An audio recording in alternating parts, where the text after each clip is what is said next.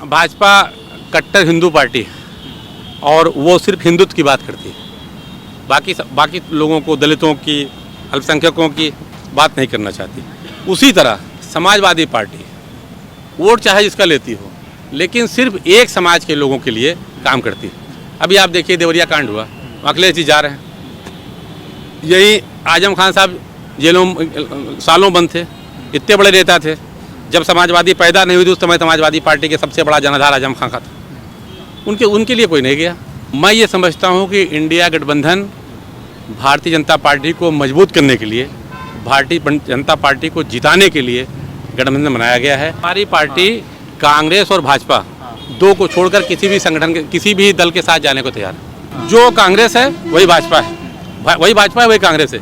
अगर भाजपा जहाँ कमज़ोर होती है वही लोग पलट के कांग्रेस में आ जाते हैं, जब कांग्रेस कमज़ोर होती है वही लोग भाजपा में चले जाते हैं। जो लोग लोकतंत्र खतरे में बता रहे हैं और लोकतंत्र को बचाना चाहते हैं, उनसे सवाल ये मेरा उठता है कि आप समाज के दो सबसे बड़े वोटर समूह को, जो समाज का सबसे बड़ा वोटर समूह, उत्तर प्रदेश में मुसलमान समाज का, मुसलमान सबसे बड़ा वोटर समूह है जिसकी 22% आबादी है, उसको आप छोड़ के चल रहे हैं। दलित दूसरे नंबर पे है, उसको आप छोड़ के चल रहे हैं, तो क्या आप हवा में सरकार बनाने जा रहे हैं? जो सेकुलर पार्टियां ये समझती हैं कि हम मुस्लिम वोटरों को मजबूर करेंगे हमारे पीछे आकर के वोट दें और हम बगैर किसी कंडीशन के उनका वोट लेना चाहते हैं, इस लोकसभा चुनाव में उन सेकुलर पार्टियों को उनकी हैसियत मालूम हो जाएगी कि मुसलमानों को साथ न लेकर चलने का तुमको नतीजा मिल जाएगा। गठबंधन का नुकसान हो या फ़ायदा हो, ये गठबंधन तय करेगा। हम एक सियासी पार्टी हैं और अपनी मजबूती की लड़ रहे हैं। हम अपनी हर वो कोशिश करेंगे कि हमारी पार्टी मजबूत हो, हमारा बेहतरीन प्रदर्शन हो और हमारे लोग जीत के आए। लोकसभा चुनाव 2024 को लेकर हमारी महा कवरेज लगातार जारी है। कुछ ही महीने का वक्त बचा है और सभी दलों ने अपनी अपनी तैयारियां शुरू कर दी है। इस वक्त हमारे साथ पूर्वांचल के प्रदेश अध्यक्ष, माफ़ कीजिएगा, पूर्वांचल अध्यक्ष AIMIM के इसरार अहमद साहब हैं। इनसे हम जानेंगे, आज ये लखनऊ में थे, पार्टी की मीटिंग थी, पार्टी कार्यालय पर क्या कुछ बातचीत हुई है और AIMIM का लोकसभा इलेक्शन में यूपी में क्या रोल रहेगा, किस तरीके से पार्टी यूपी में चुनावी मैदान में उतरेगी, हम जानेंगे इसरार अहमद साहब से। इसरार जी, आपका स्वागत है। इसरार जी, लोकसभा चुनाव में बस कुछ ही महीनों का वक्त बचा है, तैयारियां भी शुरू हो गई है और AIMIM भी लगातार तैयारी कर रही है, तो यूपी में AIMIM जो है वो क्या चुनाव लड़ेगी? हाँ, लोकसभा चुनाव उत्तर प्रदेश लड़ेगी और जो है पार्टी तैयारी कर रही है पूरा, और कम से कम 25 सीटों पे जो है उत्तर प्रदेश में पार्टी कोशिश कर रही है अपनी चुनाव लड़ाने की। 25 सीटें वो कौन सी होंगी?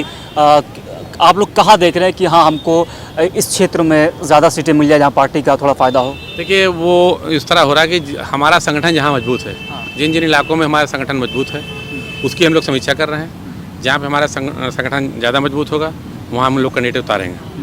तो पूर्वी उत्तर प्रदेश और पश्चिमी उत्तर प्रदेश, सेंट्रल सब मिला करके लगभग 25 सीटों पर तैयारी की जा रही है। और जो है जो सीटें हमको दिखाई पड़ेंगे कि हमारे वहाँ संगठन अच्छा है, वहाँ पर हम जरूर लाएँ। ज़्यादा फोकस आपका किस क्षेत्र में रहेगा, पूर्वांचल, पश्चिम या फिर अवध? हर जगह रहेगा, जहाँ पे देखिए हमारा संगठन जहाँ मजबूत होगा हम वहाँ लड़ेंगे। पूर्वांचल में भी लड़ेंगे, 7-8 सीटें पूर्वांचल में लड़ने का इरादा है। पश्चिम में भी सीटें सेलेक्ट होंगी उस हिसाब से, जिस हिसाब से हमारा संगठन जहाँ मजबूत होगा वो अब समीक्षा हो रही है, तो संगठन का देख के जैसा होगा जल्दी उसको तय कर लिया जाएगा। तो अभी तक क्या स्थिति है, क्या पार्टी अकेली लड़ेगी या फिर किसी के साथ गठबंधन करेगी या फिर करना चाह रही? देखिए, हमारे ऑप्शन खुले हुए हैं, किसी से मुझको कोई परहेज नहीं है और जो है अगर कोई गठबंधन बनता है तो हमको उससे कोई एतराज़ भी नहीं है। लेकिन पार्टी अपना जो फिलहाल जो स्थिति है वो अपने दम पे अकेले चुनाव में लड़ने की पूरी तैयारी कर रही है। अब आगे जिस तरह स्थिति बनेगी, जैसा राष्ट्रीय नेतृत्व तय करेगा उस हिसाब से विचार किया जाएगा। चुनौतियाँ भी कोई सामने होंगी क्योंकि अकेले इतने बड़े राज्य में चुनावी मैदान, वो भी इतने बड़े चुनाव में उतरना, क्या किसी प्रकार की चुनौतियाँ भी आपके सामने रहेंगी? किसी प्रकार की कोई चुनौती नहीं है। हमारे पास लूज करने के लिए कुछ नहीं है, हमारे पास खोने के लिए कुछ नहीं।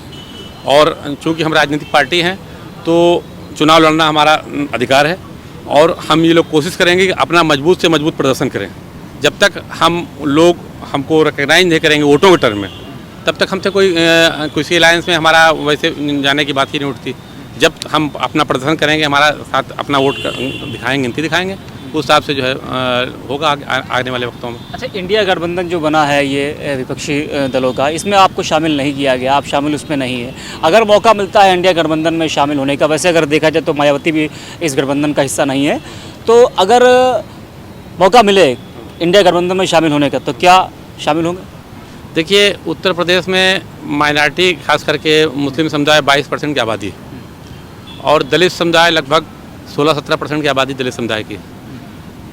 22% मुस्लिम्स को और 18% दलितों को छोड़ करके अगर कोई गठबंधन बन रहा है, जिसको आप इंडिया गठबंधन कह रहे हैं, तो मैं ये समझता हूँ कि इंडिया गठबंधन भारतीय जनता पार्टी को मजबूत करने के लिए, भारतीय जनता पार्टी को जिताने के लिए गठबंधन बनाया गया है। क्योंकि लोकतंत्र खतरे में है, लोकतंत्र को बचाने के लिए हमने गठबंधन बनाया। मेरी बात सुन लीजिए, जो लोग लोकतंत्र खतरे में बता रहे हैं और लोकतंत्र को बचाना चाहते हैं, उनसे सवाल ये मेरा उठता है कि आप समाज के दो सबसे बड़े वोटर समूह को, जो समाज का सबसे बड़ा वोटर समूह उत्तर प्रदेश में मुसलमान सबसे बड़ा वोटर समूह है, जिसकी 22% आबादी है, उसको आप छोड़ के चल रहे हैं। दलित दूसरे नंबर पे है, उसको आप छोड़ के चल रहे हैं। तो क्या आप हवा में सरकार बनाने जा रहे हैं? किसके दम पे सरकार बनाएंगे? इसके पहले भी लोकसभा इलेक्शन हुआ था, उसमें भी कांग्रेस और सपा साथ में थी, नतीजा सामने है। अब की और बदतरीन नतीजा होने जा रहा है। अब की तो मजलिस इत्तेहादुल मुस्लिमीन पिछले इलेक्शन तो लड़ी नहीं थी, अब मजलिस इत्तेहादुल मुस्लिमीन लड़ने जा रही है और अल्लाह ने चाहा तो हमारा जो है अच्छा प्रदर्शन होगा उत्तर प्रदेश में। आपका मानना है कि बिना मुस्लिम के वोटों के जो है अब सरकार बनाना इतना आसान नहीं? जो सेकुलर पार्टियां ये समझती हैं कि हम मुस्लिम वोटरों को मजबूर करेंगे हमारे पीछे आकर के वोट दें और हम बगैर किसी कंडीशन के उनका वोट लेना चाहते हैं, इस लोकसभा चुनाव में उन सेकुलर पार्टियों को उनकी हैसियत मालूम हो जाएगी कि मुसलमानों को साथ न लेकर चलने का तुमको नतीजा मिल जाएगा। अच्छा, कल मैं खड़ा था दारुशफा पे, तो वहाँ पर तमाम जो बीजेपी के लोग भी थे, तमाम लोग थे, तो वो कह रहे थे कि जो है ओवैसी को मायावती के साथ गठबंधन कर लेना चाहिए, मायावती ओवैसी एक साथ अगर लड़े तो फ़ायदा होगा। देखिए, बीजेपी के लोग क्या कह रहे थे या सपा के लोग क्या कह रहे थे, उनसे हम अपनी पॉलिसी तय नहीं करेंगे, हम अपनी पॉलिसी खुद तय करेंगे। हमारी एक सियासी जमात है और हमको जहाँ बेहतर लगेगा, हमको किसी से कोई परहेज नहीं है, हम बसपा के साथ भी जा सकते हैं, कोई दिक्कत नहीं है। हमको जहाँ बेहतर लगेगा, हमारा राष्ट्रीय नेतृत्व जहाँ पे ये समझेगा कि हमारी पार्टी के लिए बेहतर है, हमारा प्रदर्शन अच्छा होगा, हम उसको करने तैयार हैं। दलितों की बात आप भी करते हैं, ओवैसी साहब भी करते हैं अपने मंचों से, और मायावती की भी जो विचारधारा वो एक ही है। हमारी पार्टी कांग्रेस और भाजपा दो को छोड़कर किसी भी संगठन के, किसी भी दल के साथ जाने को तैयार है। दो पार्टियों को छोड़कर भाजपा और कांग्रेस किसी भी दल के साथ जाने को तैयार है, कोई दिक्कत नहीं, जिससे हमारा तालमेल बनता है। कांग्रेस से इतनी नफरत क्यों? कांग्रेस भाजपा दोनों, आप देखिए, जो कांग्रेस है वही भाजपा है, वही भाजपा है वही कांग्रेस है। अगर भाजपा जहाँ कमजोर होती है वही लोग पलट के कांग्रेस में आ जाते हैं, जब कांग्रेस कमजोर होती है वही लोग भाजपा में चले जाते हैं। अभी मध्य प्रदेश इलेक्शन हो रहा है, भाजपा वहाँ सरकार है, कांग्रेस का ग्राफ बढ़ रहा है, सारे भाजपा के लोग पलट कांग्रेस में चले जाएंगे। बगल राजस्थान में आपने देखा, कांग्रेस के लोग भाजपा में चले गए। तो ये दोनों सिक्के के पहलू हैं। ये चाहते हैं कि लड़ाई भाजपा और कांग्रेस के बीच में रहे, दलित, बैकवर्ड, शोषित, वंचित समाज का मुद्दा न उठे, बल्कि ये लोग उस पब्लिक को बेवकूफ़ बना करके आपकी ये जीतेगा, आपकी वो जीते करते रहते हैं और ये करना चाहते हैं। आपके आने से गठबंधन को नुकसान कोई नहीं होगा? गठबंधन का नुकसान हो या फायदा हो, ये गठबंधन तय करेगा। अच्छा। हम एक सियासी पार्टी हैं और अपनी मजबूती की लड़ रहे हैं। हम अपनी हर वो कोशिश करेंगे कि हमारी पार्टी मजबूत हो, हमारा बेहतरीन प्रदर्शन हो और हमारे लोग जीत के आए। मुस्लिम वोट तो बढ़ जाएगा ना? मुस्लिम वोट, देखिए, मुस्लिम वोट अगर इकट्ठा होता तो आज ये हालात तो नहीं होते। अगर मुस्लिम वोट 22 में इलेक्शन में हम लोग लड़े थे, अगर 22 के इलेक्शन में मुस्लिम वोट इकट्ठा हो गया होता तो कोई नतीजा दूसरा होता। मुस्लिम वोट बंटने का मुद्दा नहीं है, मुद्दा ये है कि हम मुस्लिम पॉलिटिकल एम्पावरमेंट की लड़ाई लड़ रहे हैं, मुसलमानों के राजनीतिक सशक्तिकरण की लड़ाई लड़ रहे हैं और हम मुसलमानों को, दलित समाज को, वंचित समाज को एक झंडे के नीचे इकट्ठा करके एक पॉलिटिकल पावर बनाना चाहते हैं, उसकी लड़ाई लड़ रहे हैं और उसमें हमारा ग्राफ लगातार बढ़ रहा है। अभी हमारी पार्टी राजस्थान में इलेक्शन में जा रही है, उत्तर प्रदेश में लोकसभा में अब की बार अल्लाह ने चाहा तो हमारी कुछ न कुछ सीटें जरूर निकलेंगी। अच्छा, यूपी में जिस तरीके से सभी देवरिया कांड हुआ है जो आपने देखा, उस कांड को कैसे देखते हैं और पार्टी का इसमें स्टैंड क्या है? देखिए, जिस तरह भाजपा कट्टर हिंदू पार्टी और वो सिर्फ हिंदुत्व की बात करती है, बाकी लोगों को, दलितों की, अल्पसंख्यकों की बात नहीं करना चाहती, उसी तरह समाजवादी पार्टी वोट चाहे जिसका लेती हो, लेकिन सिर्फ एक समाज के लोगों के लिए काम करती है। अभी आप देखिए देवरिया कांड हुआ, अखिलेश जी जा रहे हैं। यही आजम खान साहब जेलों सालों बंद थे, इतने बड़े नेता थे। जब समाजवादी पैदा नहीं हुई थी उस समय समाजवादी पार्टी के सबसे बड़ा जनाधार आजम खान का था।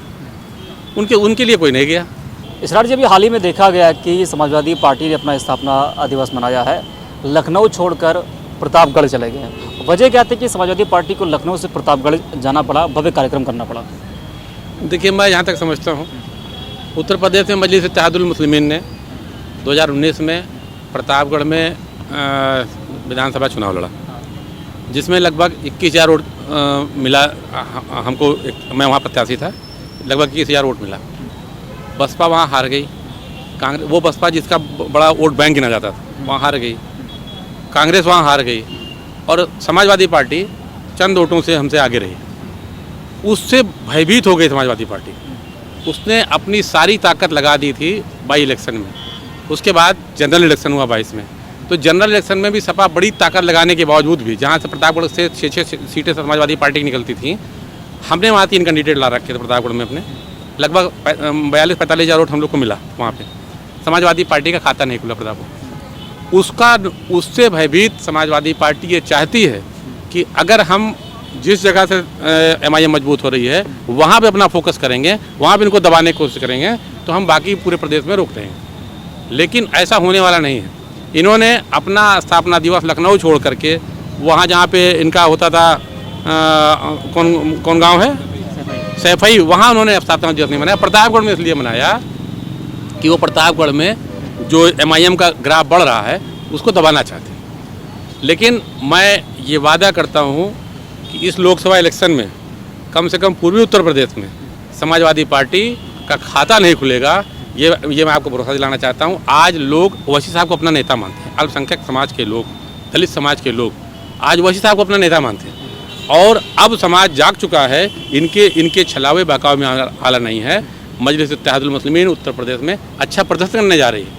अच्छा, बुलडोज़र कार्रवाई को आप किस तरीके से देखते हैं कि कुछ हो गया तो इधर बाबा जी का जो बुलडोज़र है वो तैयार रहता है, लेकिन दूसरी तरफ जो कैसरगंज से एक सांसद हैं ब्रजभूषण शरण सिंह, काफ़ी चर्चित नाम है, उन्होंने लेकिन सवाल खड़े किया अपनी ही पार्टी के ऊपर। वो कह रहे हैं कि मैं तो बुलडोज़र राजनीति के खिलाफ हमेशा रहा हूँ। ये बीजेपी के सांसद बोल रहे हैं। देखिए, जब भी कोई तानाशाह होता है तो वो सत्ता के नशे में चूर होता है और लॉ एंड ऑर्डर पर उसको भरोसा नहीं होता। आज उत्तर प्रदेश में जो लोग हुकूमत में हैं उनको इस बात पे भरोसा नहीं है कि कानून के साथ न्याय करेगा। उनको हाई कोर्ट, सुप्रीम कोर्ट पर भरोसा नहीं है। वो खुद अपने आप फैसला तय कर देना चाहते हैं, खुद ही वो सुप्रीम कोर्ट बन जाना चाहते हैं। ये उत्तर प्रदेश सरकार की, तानाशाही सरकार की सबसे बड़ी नाकामी है। किसी भी मुल्क में, किसी भी स्टेट में लॉ एंड ऑर्डर कानून का मुद्दा है और कानून के हिसाब से चलता है। उत्तर प्रदेश सरकार का ये शुद्ध तानाशाही है। उसको किसी तरह के कानून में कोई भरोसा नहीं है, ना संविधान में भरोसा है, ना हाई कोर्ट में भरोसा है, ना सुप्रीम कोर्ट में भरोसा है। वो तानाशाही कर रही है और ये बुरी तरह सिस्टम का फेल्योर है उत्तर प्रदेश में। इसके अलावा क्या कह सकता हूँ? कैसे रुकेगा फिर ये? और ये डेमोक्रेटिक कंट्री है, वोटों से आपको हराना पड़ेगा। जो लोग आज जो जालिम सरकार बैठी है इसको आपको वोटों के जरिए उखाड़ फेंकना पड़ेगा और दूसरे इसको बदल दीजिए। यही तरीका है, अपने आप सुधर जाए। और ये बहुत लंबा चलने वाला नहीं है। 24 के इलेक्शन में इंशाल्लाह ये लोग जा रहे हैं। तो इसरार अहमद को आपने सुना, ये पूर्वांचल MIM के अध्यक्ष हैं और यूपी में भी चुनाव लड़ने की तैयारी AIMIM पार्टी पूरी तरीके से कर रही है। आज प्रदेश कार्यालय पर एक बैठक भी हुई है। मैं अब्दुल करीम, लखनऊ।